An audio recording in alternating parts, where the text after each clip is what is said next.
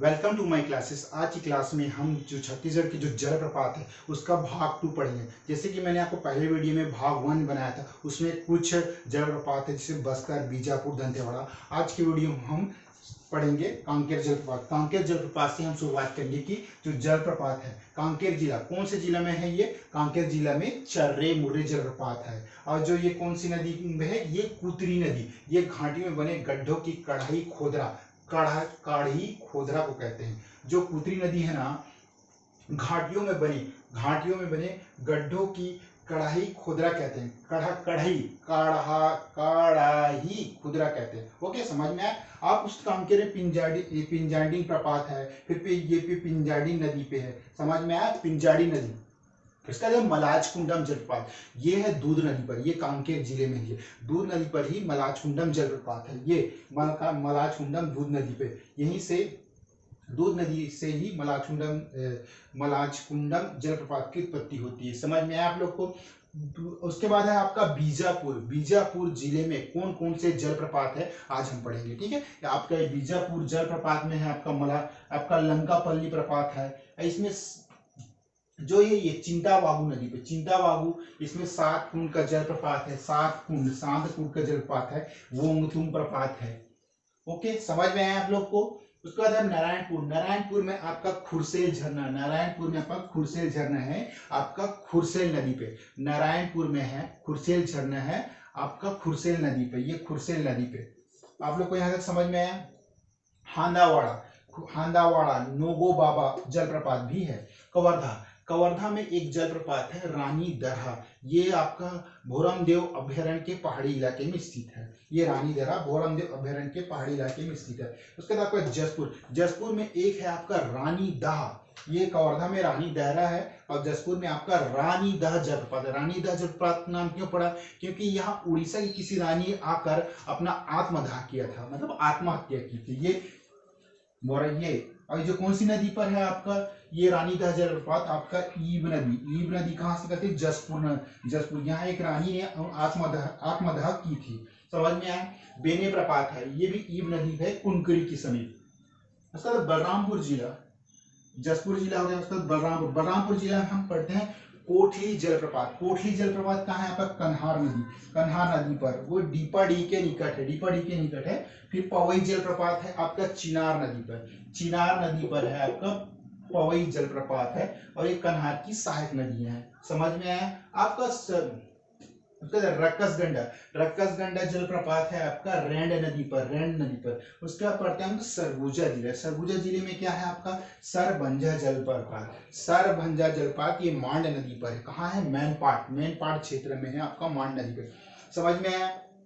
उसके बाद आपका सरगुजा जिले में ही आपका tiger point, eco point, fish point, ये सब है। तो ये आपका मैनपाट क्षेत्र में ही पड़ता है। अन्य जलप्रपात है आपका। ओके, उसके बाद इसमें echo point, fish point, tiger point, Sedam प्रपात, ये सभी है। और उसके बाद फिर आपका है कोरिया में क्या है? अमृत धारा जलप्रपात, ये हसदेव नदी पर बनाती है। यहाँ पे तपसी बाबा का आश्रम है। उसके बाद है अकूरी नाला जलप्रपात कोरिया जिले पे, ये एयर कंडीशनर का काम करता है, ऐसे बोलते हैं। गावर घाट हसदेव नदी पर है। रामदा बनास नदी पे। तो ये था हमारे छत्तीसगढ़ के जो जलप्रपात है, इसके कुछ ही भाग। इसका मैं तीसरा पार्ट ही बनाऊंगा जिसमें ये कंप्लीट हो जाए।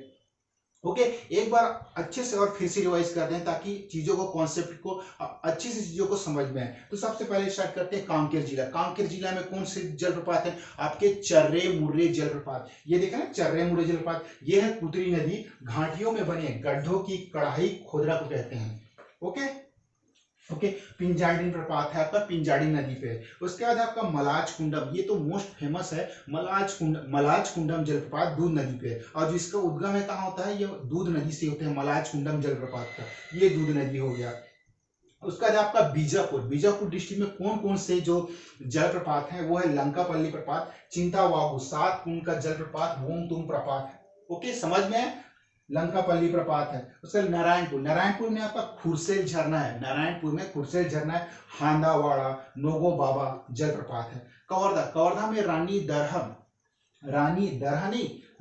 दहरा, ये आपका कवर्धा जिले में रानी दहरा कवर्धा जिले में रानी दहरा नामक जलप्रपात है। अब ये कहाँ पर स्थित है? ये भोरमदेव अभयारण्य के पहाड़ी में स्थित है। समझ में आई आप लोग को बात? नहीं समझ में आई तो कमेंट जरूर कीजिएगा।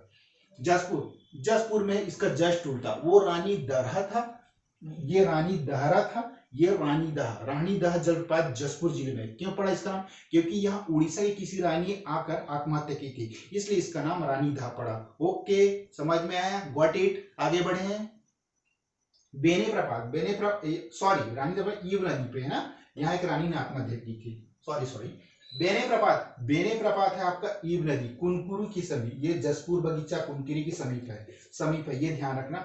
उसके बाद पढ़ते हैं बलरामपुर में कौन कौन से जलप्रपात है? आपका बलरामपुर में है कोठली जलप्रपात, ये बलरामपुर आपका कोठली जलप्रपात, ये कौन सा है? कन्हार नदी पर। अब ये डीपाडी के निकट है। उसके बाद पवई जलप्रपात चिनार नदी पर, कन्हार की सहायक नदियां है। समझ में है? तो फिर रक्कसगंडा जलप्रपात है आपका रैंड नदी पर। रक्कसगंडा जलप्रपात है आपका रैंड नदी पर। बार बार गला फाड़ के चिल्ला रहा हूं, अच्छे से माइंड में क्लिक कीजिए। सरगुजा में कौन सा जलप्रपात है आपका?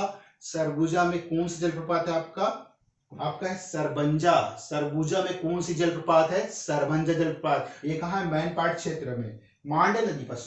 सरगंजा जलप्रपात है आपका मांड नदी पर। ये आपका मांड नदी पे मैनपाट क्षेत्र दिख रहा है आप लोग को, मैनपाट क्षेत्र। उसका टाइगर पॉइंट जलप्रपात कहाँ है आपका? ये आपका मैनपाट में है, मैनपाट क्षेत्र में स्थित है। उसके बाद अन्य जलप्रपात भी हैं आपका इको पॉइंट, ये आपका जो एरिया दिया eco point, fish point, Sedam प्रपात, ये सब कहाँ है आपका? सरगुजा। आप कोरिया जिले में है आपका अमृतधारा जलप्रपात। ये अमृतधारा जलप्रपात हसदेव नदी पर है, तपसी बाबा का आश्रम। अकुरी नाला जलप्रपात है कोरिया, एयर कंडीशनर का काम करता है, बस कहावत है, बस बोलने का, एयर कंडीशनर। गावर घाट है हसदेव नदी। रामदा जलप्रपात है आपका बनास नदी। तो ये हो गया छत्तीसगढ़ की कुछ जलप्रपात, वाटरफॉल, जिसका भाग थर्ड में इसको कंप्लीट करेंगे। तो बस आज की वीडियो में इतनी। अगर कोई दिक्कत है कमेंट जरूर कीजिए। Thank you so much.